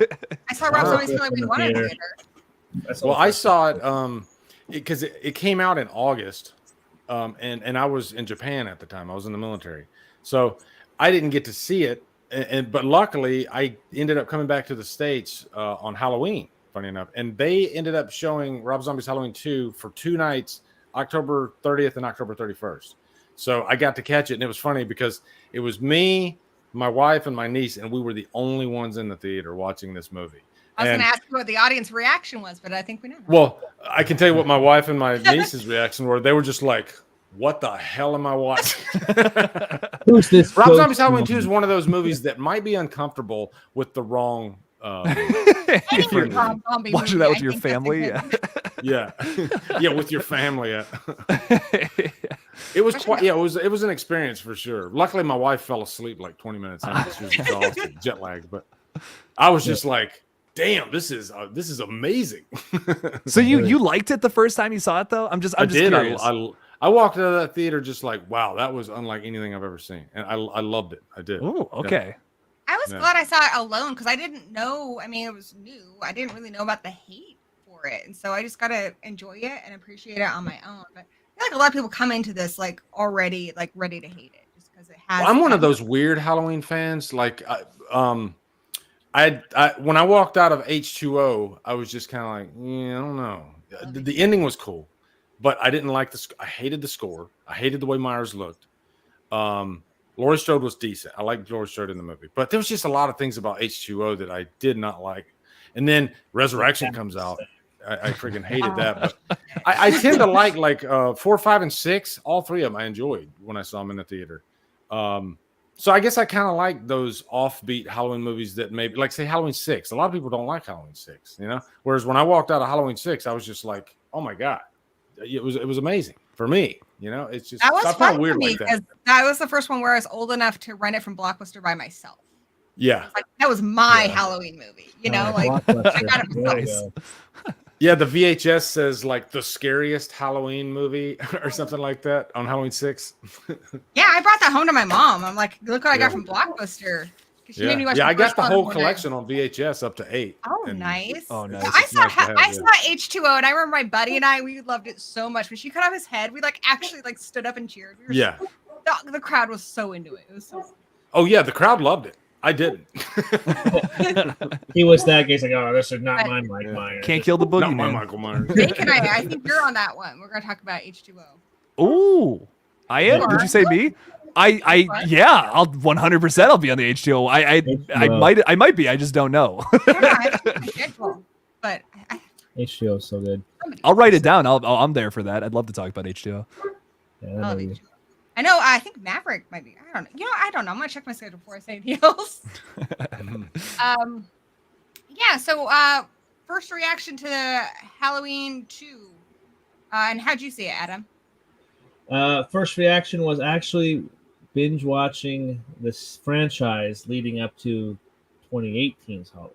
So extremely late. I didn't see it in theater. Actually, I remember seeing the ads for it in 2009, but I just never watched it for whatever reason. But then watching, so I was very recently, I've become a fan of this movie because it's my very first time I actually really liked it. So just watching actually this box set right here. So I caught up on a couple of them, like Halloween 6. Sorry, Lee, I'm not like the biggest fan of that one either. No, you're not alone. Trust me. Yeah, so that one, but then I like one thing I really like that I kind of draw comparisons to Halloween 2 is that they kind of played in Halloween 4. Obviously, we know Danielle Harris is in the Halloween 4 as well, and I feel like some of that also ties in where she's Laurie Short seeing perspective has this kind of connection with Mike Myers too. So I can conspiracy theory the heck out of the connections there. But anyway, like first time, that's how I watched it. I was binge watching the franchise, and then I looked researching it and seeing all the hate for it. And like, yeah, I kind of like it more now. Yeah, that does kind of make you like it more. Yeah, I'm like, the only one I was ever disappointed on, where I was like, "What did you do?" was Resurrection. I was just like, I walked out of the theater like sad Charlie Brown. yeah. Oh yeah, me too. Yeah. I hate Resurrection. Don't worry, guys. When we get to the Resurrection stream, we're gonna celebrate it. All right. There's a lot to love. Don't worry. Busta Rhymes fighting. Yeah, let's go. It's great. It's so good. Yeah. I try to pick people for each of these streams where that is one of their favorites. So some of them I'm going to need more help from my guests than others. One thing I will say about Resurrection, I don't want to take away from your Resurrection stream, but just imagine if Busta Rhymes wasn't in that movie. Just imagine how bland it would be, because that's the one thing that people remember about Resurrection is Busta Rhymes. Yeah. And I don't like the part where he's like up in Michael Myers' face wearing the Michael Myers mask, because I'm like, Michael should kill you right now. Yeah. But beyond that, I like him.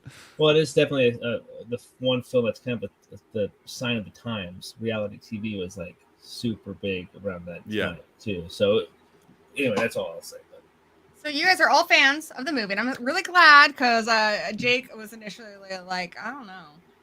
Like, you know, he's like, it's okay. And I'm like, okay, well, we're gonna be saying good stuff about this movie. So you gotta be nice. And now he's like, I'm like, I'll go into it with an open mind, and yet no, honestly, like I'm blown away. Like it feels like two different movies. Like honestly, Adam, I kind of have the same story. When I first watched this, I was binge watching all the movies. I'd only seen the first one in 2018 at the time, and I was it was kind of the first time I was really realizing what Michael Myers was as a character. You know what I mean? I'm like, oh, that's so cool that he's just this force of nature. It's not really all that explained and all that. And then you get to the Rob Zombie movies, and it's just like it just lays it all out for you. And I just was unimpressed the first time. But yeah, watching it as a Rob Zombie movie, I'm so, like, Jesus, I'm so sorry, but I love that aspect of it. This is a great Rob Zombie movie, and it's something I will definitely be coming back to many more times. This is honestly, I think, his best movie that he's made. I agree. Yeah. And I think this like kind of falls apart with the screenplay or the ending, and this one, I think he did a great job. It's a great movie. I think this stream is like a testament to how this movie has grown on people. Because, I mean, what are the chances all four of us love this movie? Whereas if you did a stream like this... Because you like it? Yeah, I mean, because rarely do you see streams where, like, everybody, like, it's a love fest. You know, usually there's always at least one people. And most of the time, it's like most of the people don't like the movie. But I think over the years, it's grown on people. I see it all the time. In my reviews, I've reviewed the movie twice. And... my comments are filled with people saying, I hated this movie when I first saw it, and now it's like one of my favorite Halloween movies. So that's pretty cool. I totally agree. That makes my love for this like elevated way more. Like I like it so much more because I hated it at first. Yeah, like I don't it's weird, hard to explain, but yeah, I don't know. It's great. It won you over. Exactly. Yeah.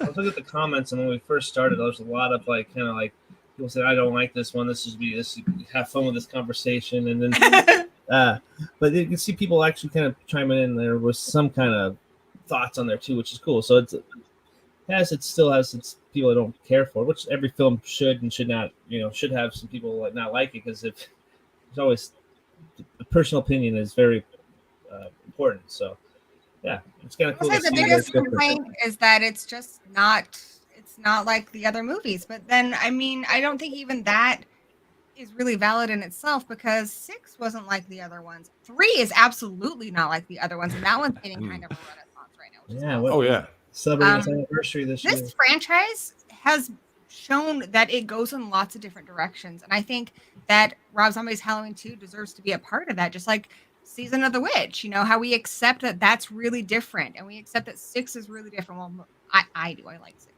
but there's so few of these movies are exactly that John Carpenter original, and you can't keep doing that because that movie it makes Michael Myers so mysterious. If you're going to make sequels, you're eventually going to provide your own theories on why he is the way he is. This is just Rob Zombies. Well, I think it's smart that they constantly change gears because think about it.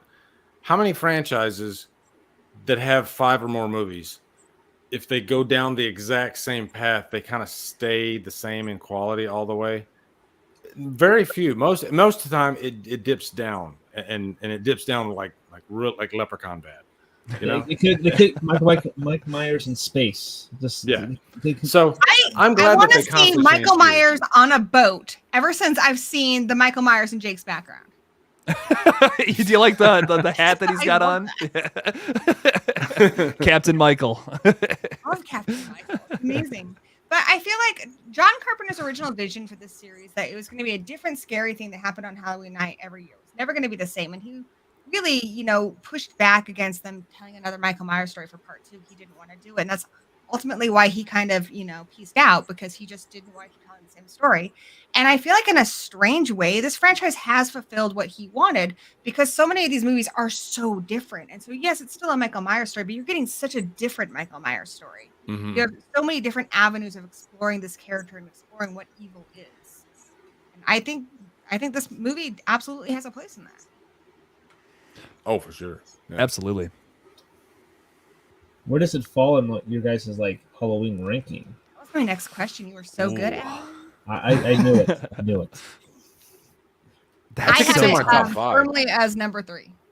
That's a confident third place. So Heck yeah. I would put Carpenter's first, David Number Gordon Green's 3. second. Yeah, me. Number That's 3? exactly mine. Nice. That's exactly mine.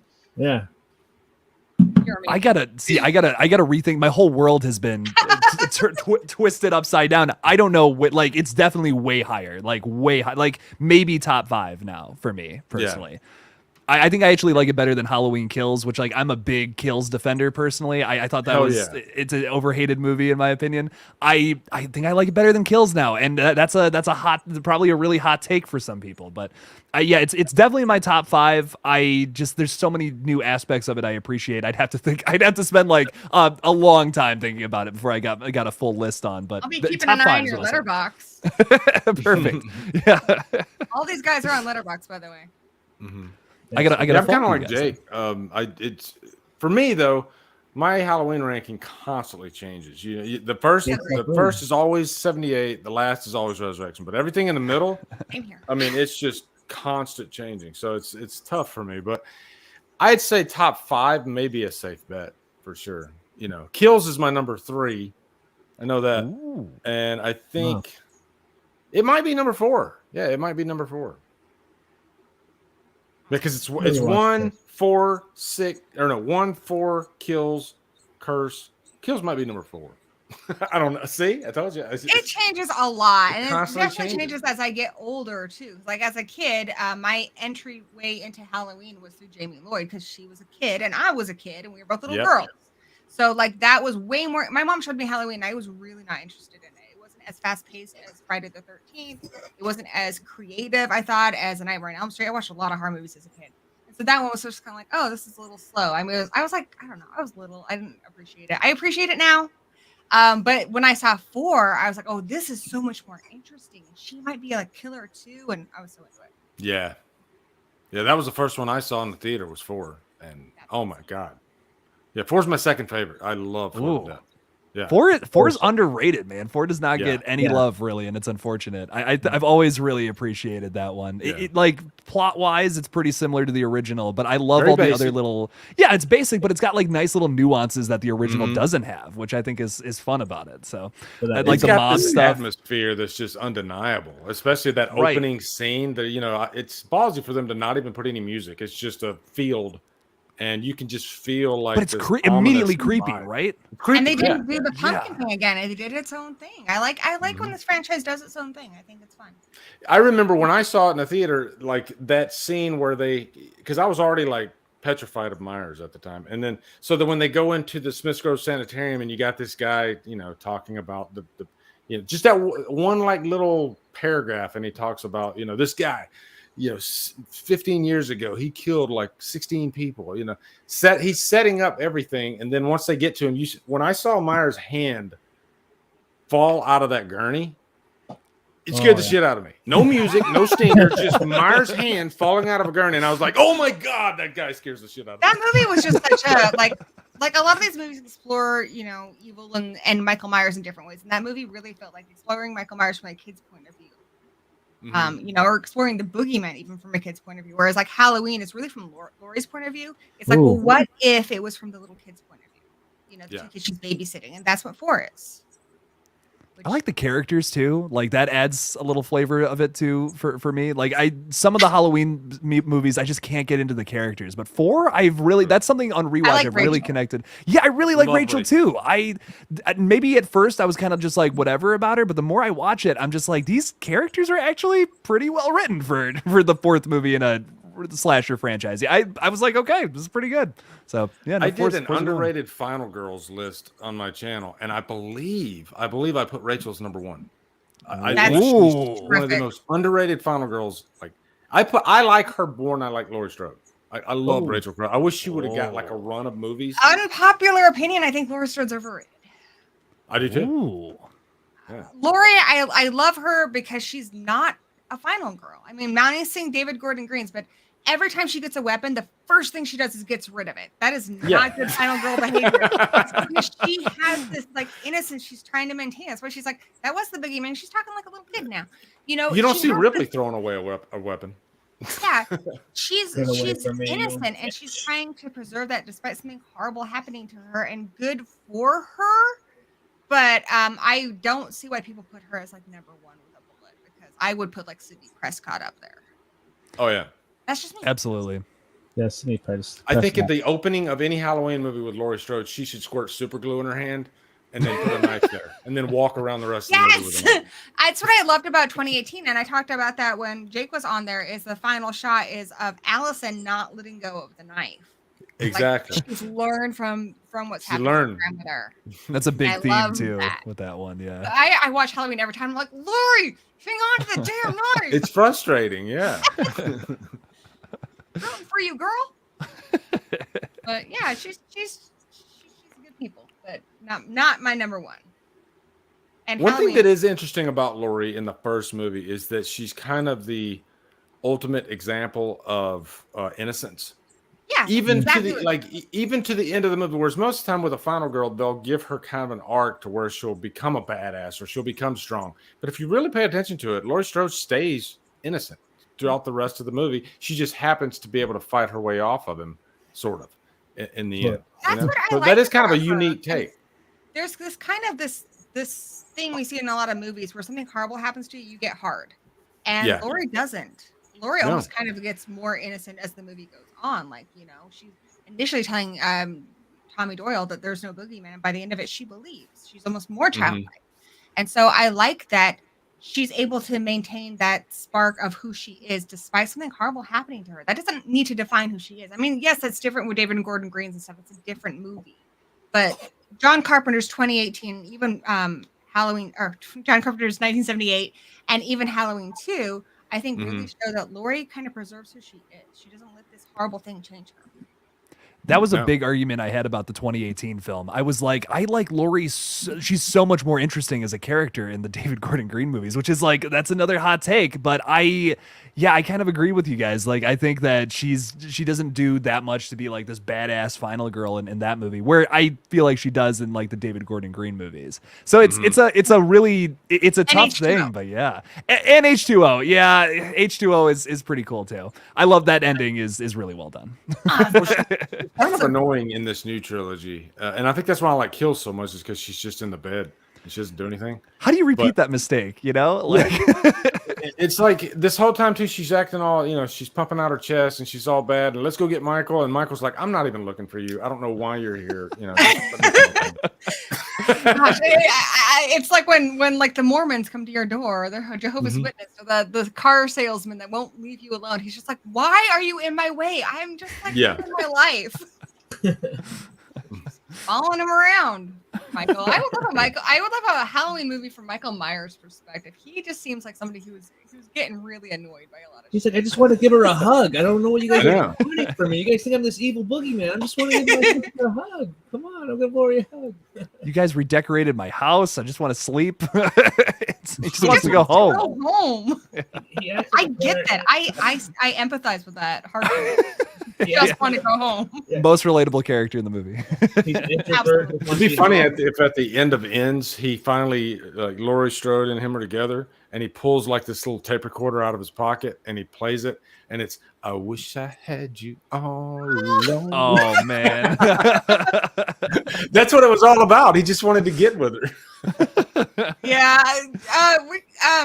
I'm going to be wrapping it up here real quick here, guys. So get your questions in if you have any questions for these awesome guys I got on the panel here tonight. But yeah, if you guys want to, while we wrap it up, talk about what are you guys hoping for Halloween Ends? Here's something I'm hoping for. They mentioned Ben freaking Tramer. He's alive in these David Gordon Green movies. Yep. I know everyone likes Hopper, but fuck Hopper. Ben Tramer. Right? I want a t-shirt that says that. Fuck Hopper, Ben Tramer. I'm shipping it.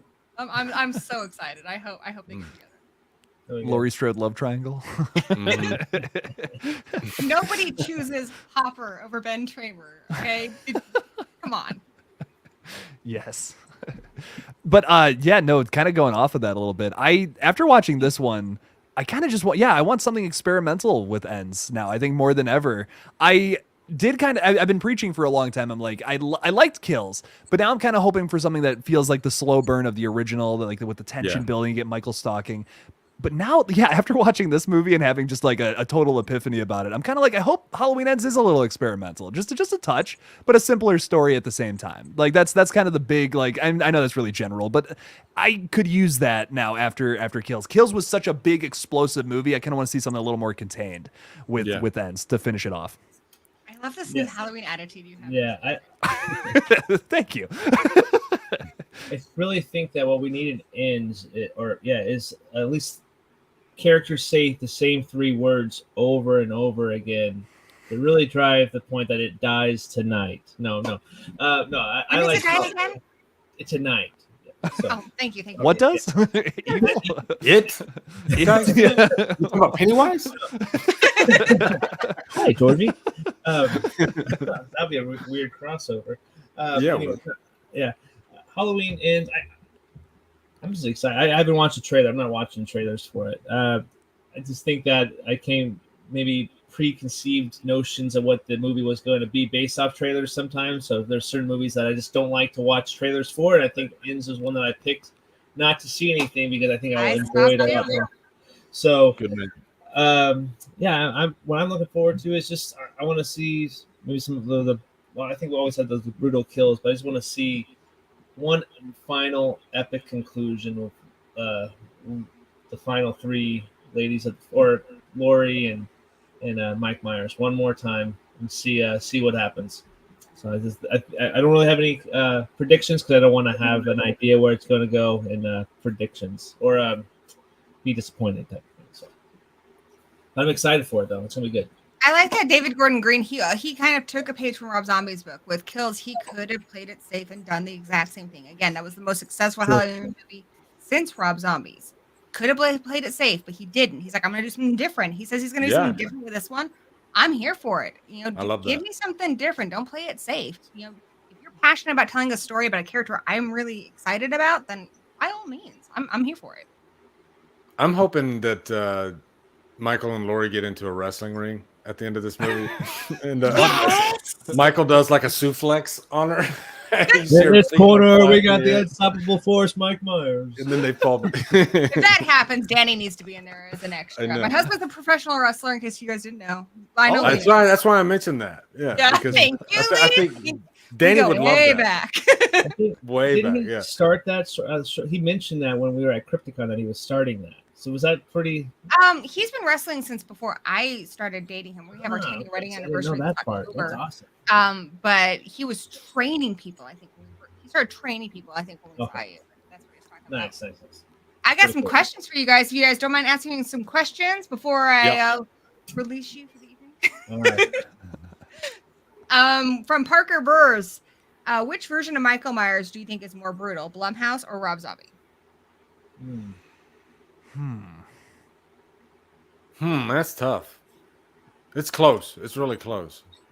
It depends on the scene, I guess. Like you take Myers coming out in the against the firefighters and kills. That's a pretty damn brutal scene. I think that the Myers in the Blumhouse ones is more quick and to the point as far as when he kills people.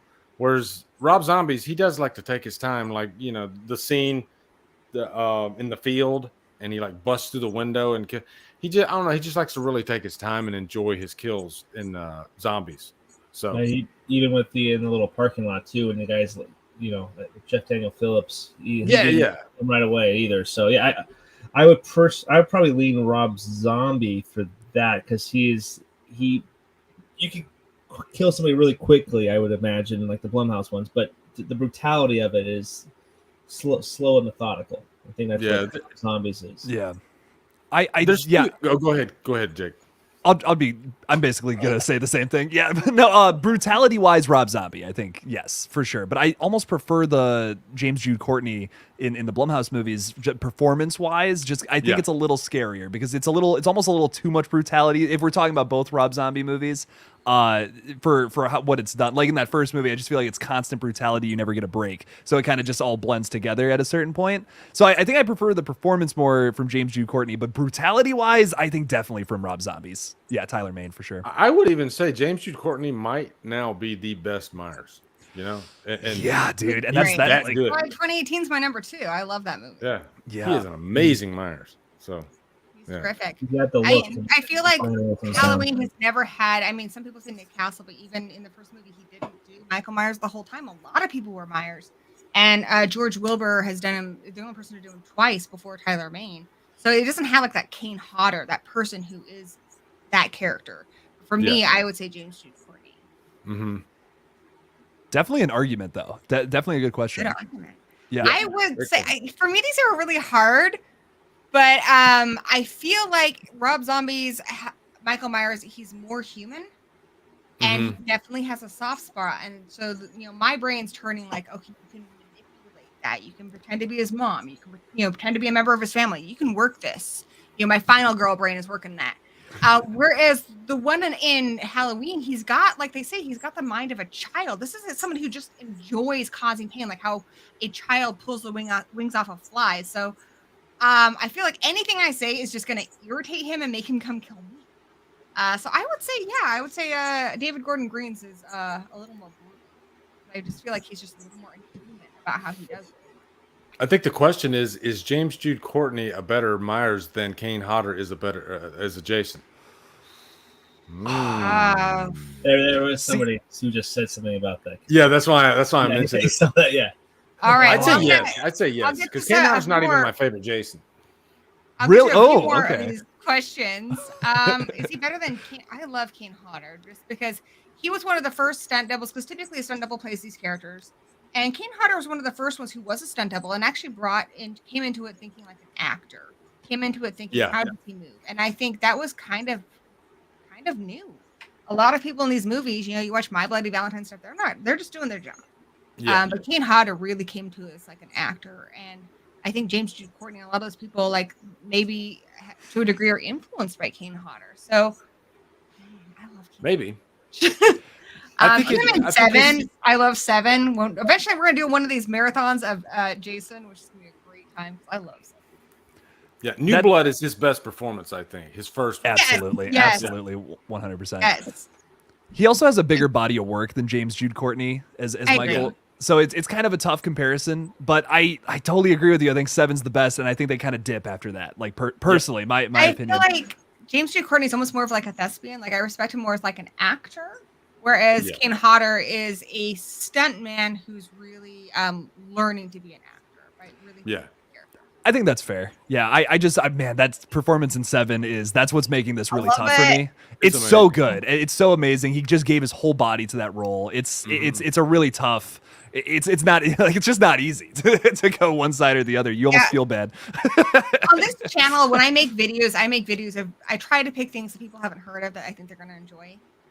So I don't make videos about Halloween movies or Child's Play and stuff. I don't, but I was like, oh, it'd be fun to do streams about them and talk about them. So this is something we're gonna do A little with different, yeah. more franchises on this channel, which I think is gonna be really fun because I'd rather just talk about it with fellow nerds. And, we haven't even unpopular opinion. My favorite slasher franchise is Child's Play. It's a good one. I've heard a lot of people say that actually. Really? Yeah. I Usually have. people don't even count it in their Mount Rushmore or slashers. Like, I'm like, what the shit? It's so consistent. That's the reason I love your channel, though, Gory and Danny, because you guys, I've found a lot of movies through you guys that I never even thought of, and so I think that's why I try to venture out and do movies that a lot of people don't cover. Yeah, I'm inspired by you guys. Oh, thanks. What's also Actually, cool, too, another thing I want to do because I just watched for the first time Trick or Treat. Oh, so good. Oh, I was like, I need to do a rock month, and you know what that means? Yeah. Rocktober Blood. Rocktober Blood. We need to bring it back, buddy. We did it. That was one of the was first fun. streams That I was a did good when I started time. was Rocktober Blood with you guys. Yeah, that was awesome. It I was think I fun. converted you to I introduced you to Rocktober Blood, and it's You did. Years. so good. Such a great soundtrack, too. Yep. All right, Lee, do you have all of you guys? Do you have a favorite opening credit of the Halloween movies? I guess I'll go first. Favorite opening credits. See, that's a tough one because I love 4, but you can the Halloween theme is undeniable, and I'd say Halloween 2. I love that score and the pumpkin. Like, to me, Halloween. One thing that I loved so much about Halloween 2018 was that it brought back the iconic pumpkin opening.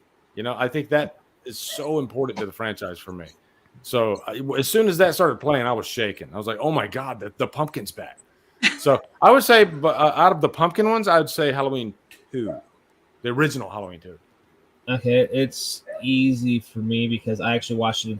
It's 2018 for me because I actually got experience on the big screen. There was something about that when you get the sound and the score and the visual on the big screen. It's far superior than seeing it on just at home.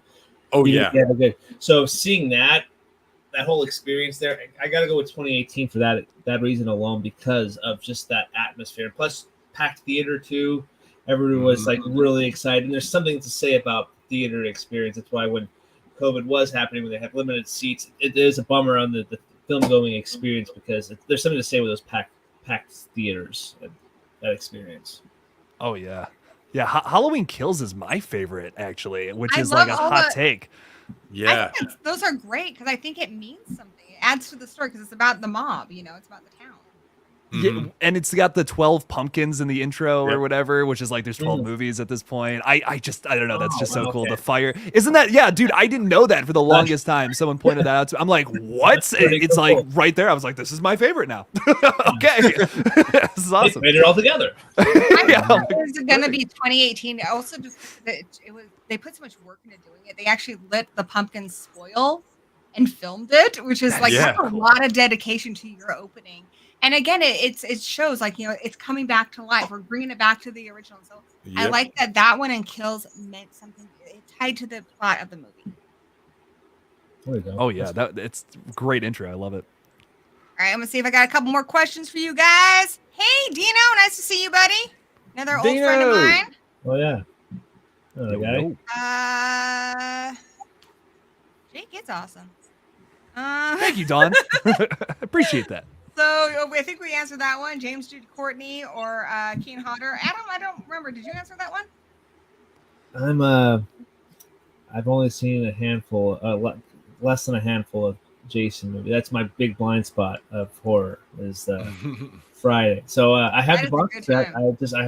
time. I'm getting there. So I honestly like this one. Never hike alone. I'm There we gonna go. watch the That's special features and hopefully it'll make me appreciate Resurrection more. But there is not a Jason movie that I do not have a great time with. Those are Yeah, they're fun. fun. movies. All of Absolutely. it fun. Sometimes I just want to have a good time seeing people get killed. Yep. That's what those movies do. Yeah, that is true. Movies are a little more. This one challenges me a bit more. Thanks, Dawn. CG Graham is Maverick's favorite Jason. I've met a lot. Actually, it's my goal. I mean, obviously, I can't meet one of them, but it's my goal to eventually meet all the Jasons. So I've got Ari Lehman, I've got Ted White, I've got Kane Hodder, I've got Derek Mears, I've got CG Graham, and I've met Tom Matthews. So I got some more Jasons to meet. I'm gonna do it. Yep. Nice. Ted White's my favorite. Ted White, he is so sweet in person too. I love and he Ted smells White. like cookies, and he is totally. He smells like cookies, man. I want cookies now. Does you just want to hug him, and he is so nice. He is like the nicest guy ever. And even in the movie, like, I'm so going off topic, guys, but in the movie, he really looked out for the cast because there were some. He did. There, and Yeah, he with the just has- raft scene. Yeah, he has this She very almost got like fatherly. hypothermia. Yeah. Yeah, he has a very fatherly presence about him. That's Mhm. just, he's just comforting. I like him. All right, he was excellent in New Blood. All right, we got any more questions? All right, I think we got one more question. Okay, two more questions. Do you think Brad Dourif would have been a better Myers than Malcolm McDowell? Or Loomis. That's a weird Loomis. No, I like Brad Dourif in the way he is actually in this character. I think Dourif could have been some good things because I think he's also. We've never mentioned Lord of the Rings. He's really good at that as well. Oh yeah. So I think he's a really good actor. But Malcolm McDowell, it's something about that going back to like Clockwork Orange style, like Loomis there too. He just has a charisma. The guy appeared in Home Alone 4, or no, Home Alone 5 on a TV movie, and he sold a show. Malcolm McDowell did, and it's like the guy has a charisma that you can't deny. So I think I love Loomis. His performance. I like Malcolm McDowell in pretty much anything. So I think Like Dr. Wolfila said, because we weren't sure if they were going to get Malcolm McDowell for this movie, and Dr. Wolfila was like, "You wouldn't do it for half a pack of Mentos." Oh my God, he put that rolls. Yeah. But he never gets less than his best either. Yeah, so he's great, and even like a TV movie, like I said, Home Alone: The Holiday Heist. That's a real thing. He's actually really good in it. But Brad Dourif's great. I love him as the father, the sheriff there. But I can't see him switching. I just like him where they're at. So he probably could. I'm not going to hold it past Brad Dourif. He's really talented too. So. Now, are you talking about would they be a better Mike Myers, like an Austin Powers, or like Michael Myers? I thought it was Loomis. But Yeah, baby. And I'm glad this movie finally made that joke. Yeah, it does. Yeah, I forgot about does. that. Weird Al Yankovic. Yeah. Oddly enough, I love Brad Dourif as an actor, but I just think that one of his strongest components is his voice, and you're limiting him here. You're taking away one of his strongest facets. I think Brad Dourif's perfectly casted in these movies, but if we were doing a more traditional, like an actual Halloween remake, and it's supposed to feel like the original, I could see him playing Loomis. Oddly enough, I feel like he could do that. He could pull it off pretty well. I think it's like a Donald Pleasance version of the character, trying to imitate that. Makes sense. Yeah. I agree with Jake. I think Malcolm McDowell was a big reason for the change in character in this one. He said, I don't want to play the same character twice. And then that's how Rob Zombie kind of got into like redeveloping the character. And so I think, this Loomis is as much his creation as Rob Zombie is. And Brad Dourif, we see him in so many different roles. One of my favorites is Exorcist 3 that he's in. But we've never got to see him be a dad, and that's who he is in real life. This just kind of dorky dad, and I'm glad that we have this. So, no, I like it the way it is. Yep. Agreed. Favorite Halloween score besides the original? Well, I already said mine. It's 2. Original, with the what is it, they added like a synth layer over the top of it. Oh, yeah, I like 2. Halloween 2018 for me. Love the guitar. That's a good answer. That's a great answer. Yeah, that's the guitar with the bow. It's great. I have the same answer, just because they were able to put so much emotion into it. Like in the beginning, it's the same song, but it's got more instruments and stuff. They're adding like this like somber note, and then at the end, the house is burning. There's almost like this victorious like score playing, and I feel like the score is just so packed with emotion. Whereas I like the original because it is simple. The movie is simple. The movie took the simplest of concepts and turned it into a masterpiece. It took the simplest of villains and made him iconic, and so it makes sense that score is just simple. But 2018 wasn't doing that. 2018 was, taking it to a different place. And I love the score. I think it's the best one. Doing an elevated score. I also want to give a shout out to like Season of the Witch too. I think that score is different too. I think that one's it's not the traditional like Halloween theme, so it's different. It has more it's a little more upbeat a little bit too. So that's a good one, but 2018, I agree with that. It heightens everything. Well, one thing we haven't talked about is I actually have the Rob Zombie's Halloween 2 score on vinyl, and it's the one score that doesn't have the Halloween theme, I don't think. Oh, there we go. Yeah. I do love the music in this movie. And the music is great. That's one of the soundtracks that I listen to the most. It's got more like songs than score elements, but as far as like emotion goes, I tell you, there's something about the opening Universal logo that comes for Halloween 2018 and Kills.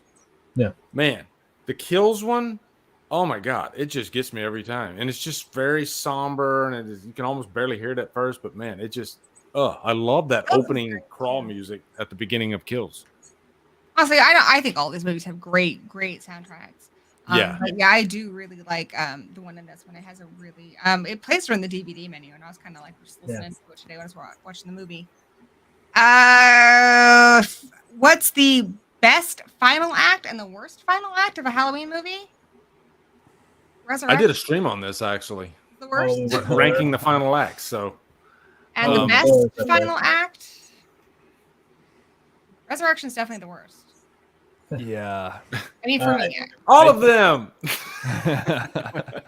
And the best, honestly, I'm just. It depends on my mood. Right now, I really feel like watching the producer's cut because I love when Paul Rudd throws the runes and Michael Myers like, "What the fuck?" He can't move. He literally says that. He takes the mask off and he's like, "What the fuck, Paul?" You gotta turn on the subtitles, but yeah. Let's go. It's all there. Pantomime. And then he like spins him around and he kicks him in the ass and he like flies out the door.